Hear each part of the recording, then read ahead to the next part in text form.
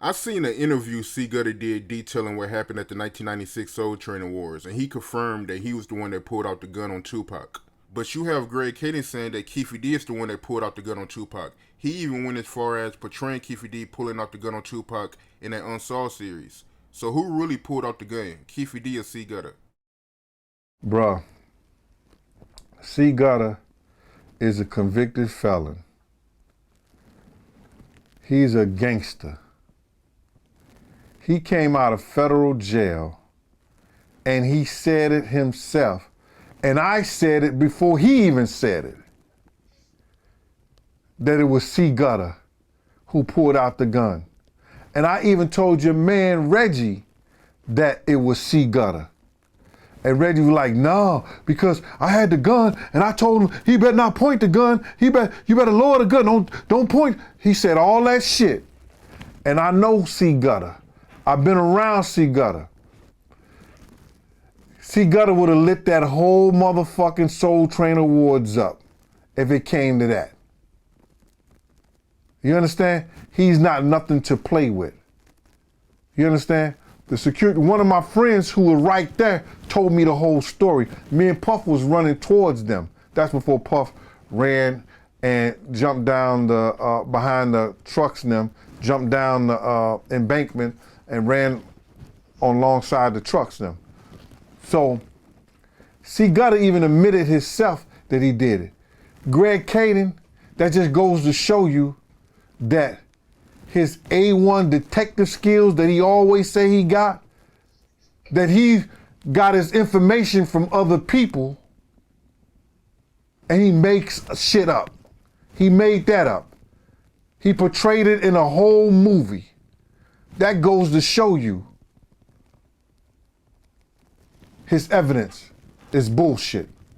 So that's secondhand information. Keefe D pulling out the gun on Tupac. Greg Kading, he got the information from somebody else. He got it from somebody else, and then he's trying to put Keefe D in a light where he's a henchman. You understand what I'm saying? Keefe D was a gangster that had a lot of money back in the day. You understand? He was a gangster that had a lot of money. He was a boss. You understand what I'm saying? Right.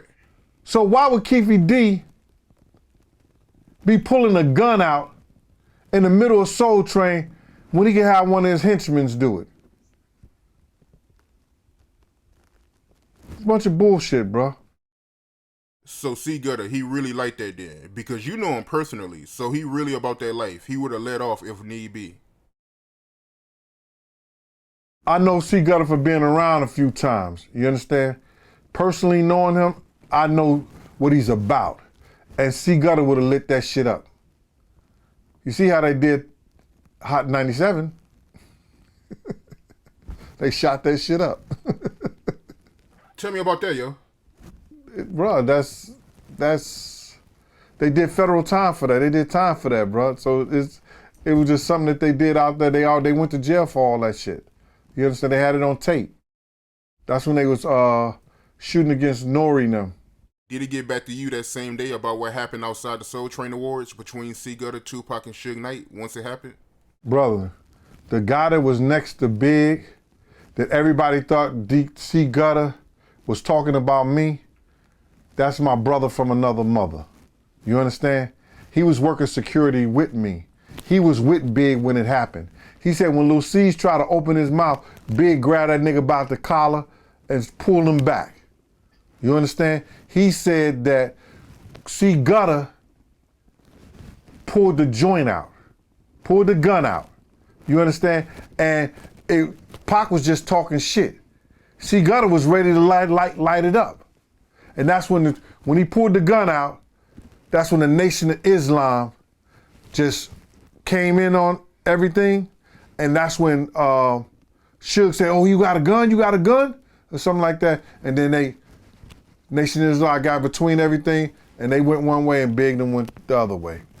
So my man who I've been knowing for over 30 something years told me the whole story that night. That's the same night that Pac said, that Puff said, I don't give a fuck if Pac gotta die, I don't give a fuck if Big gotta die.